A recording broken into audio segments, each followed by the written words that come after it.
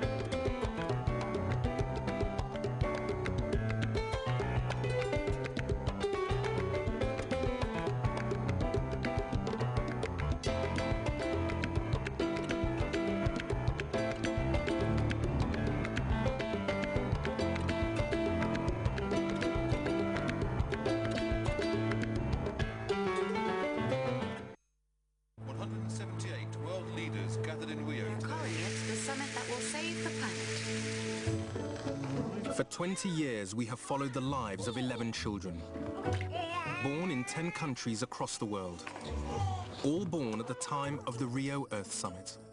The first time world leaders had got together to promise future generations a better world.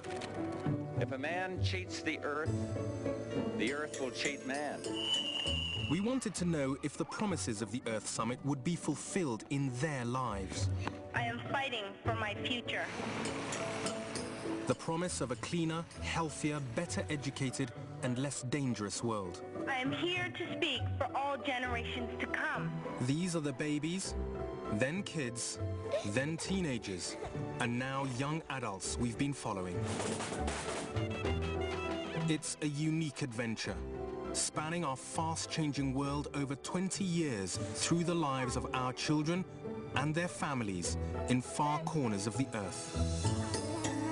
Now, in 2012, there's a new Earth Summit in Rio, and we've returned to each child to discover what lessons their lives have to offer.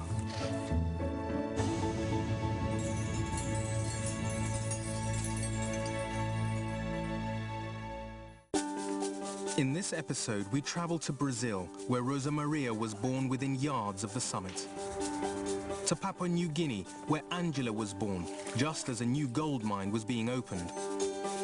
To Latvia, newly free from Soviet rule, where Martins was born. And to the north of England, where Haley was born just as her dad was being made redundant. But not everyone agrees that cultural boycott should Whole villages emptied at the centre of allegations. Only a few get rich, but everyone lives on hope. Sounds economic reform. Youth and inexperience are no match for maturity and determination. In 1992, in the English coal mining town of St. Helens, Brian and Lynn Turner are about to have a baby. I'd really like to be more than a mother to my child. I'd like to be a friend as well.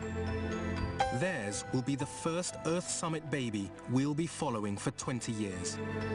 I think I would like a little girl. That's it like that? Yeah. To be truthful, I don't mind. I won't be disappointed either way, as long as Lynn's healthy and the baby's healthy. Hello, Sooty. Hello, sweet. Brian is a miner, and his job is threatened.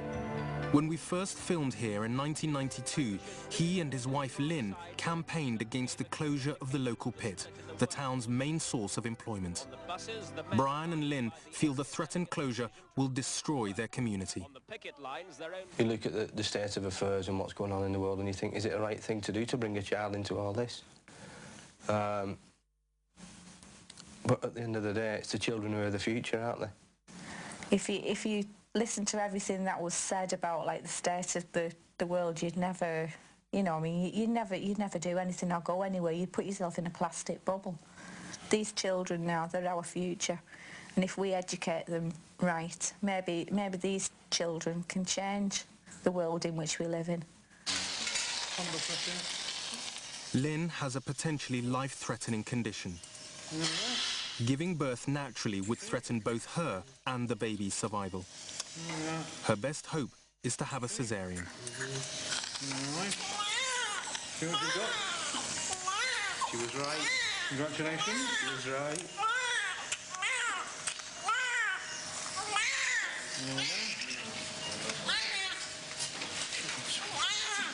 What we calling them? Yeah, Hayley Louise. Hayley Louise Turner, the first of our babies. You will be so proud of you, man. Will she? She will for sure. Baby's fine. Just want your mum back now, don't we, chicken? Just want your mother. What weight is she? £6.5. Everything's there, she's lovely. Soon after her birth, baby Hayley's parents and the miners lose the battle to keep their pit open. At the dawn of globalization, forces greater than them are at work. Cheaper coal is available from elsewhere, and Hayley's dad is on the job heap. That's it, lads.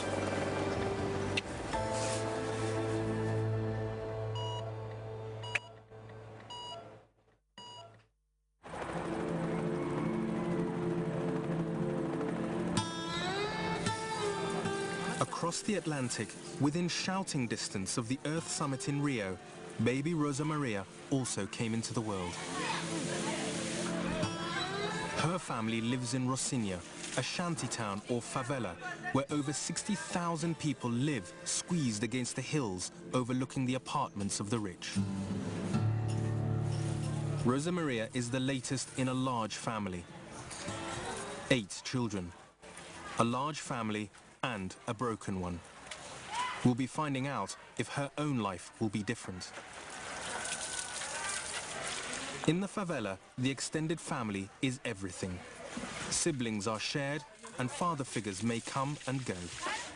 Rosa Maria's dad has already abandoned them. An uncle, José, now takes care of the family. He's building them a home. Everything comes from the sea. The money I get from fish turns into houses. I fish from the sea and take it here. That's why I call this house seafood. Rosa Maria's hope of a better future depends on the riches of the sea. Her uncle fishes Rio Bay, and the bay that played host to the Earth Summit is polluted. The problem here is the pollution from the sewers, which empty into the sea. The pollution comes from Rio, from those hotels over there.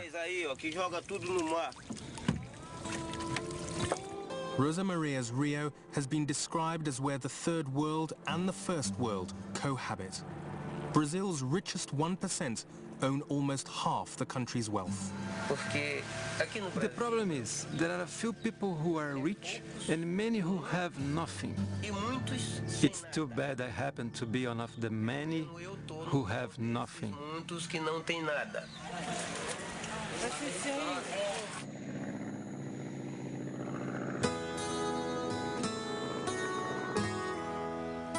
Angela Dada is a big, healthy baby, born in a tropical paradise, Papua New Guinea, a Pacific land that was one of the cradles of agriculture, home to a quarter of the world's languages. The island of Lihir looks much today as it did 1,000